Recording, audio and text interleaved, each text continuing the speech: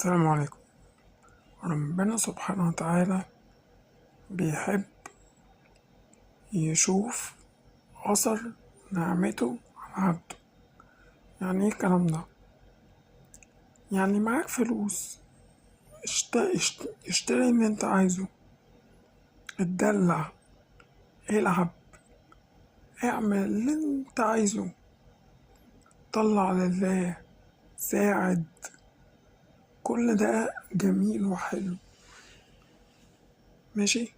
ربنا بيحب يظهر أثر نعمته على عبده. أكم من الناس معاها فلوس وبخيلة، بخيلة حتى على نفسها. هي الدنيا واحدة، يا تعرف تغتنمها يا تقول السلام عليكم، تحياتي مع تحياتي في دنيا أحلى. اعمل الخير، ساعد. كل ده درجات رأفة أما تطلع عند ربنا يوم القيامة. الدرجات دي هي اللي هتعليك. محدش يعني بيبقى مع حد في يوم زي ده، يوم الآخرة. انت لوحدك، وحدك يا ابن آدم، انت وربنا وأعمالك.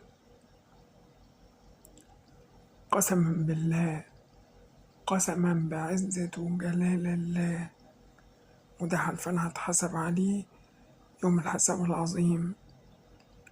أنا لو معايا فلوس، قسما بعزة وجلال الله هعمل خير لا يعد ولا يحصى.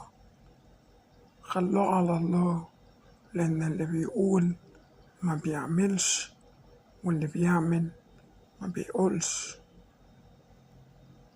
والله العظيم الحمد لله، مادام قلبك عمران ان انت تعمل خير هتعمله. والله العظيم ما تقولش بقى لا، انا ادي ده ليه وادي ده ليه واعمل خير ليه. بس كان ربنا اللي بيقول لك، دينك بيحث على ده. الذكاء انك تعمل خير، دي حاجة جميلة قوي. السلام عليكم.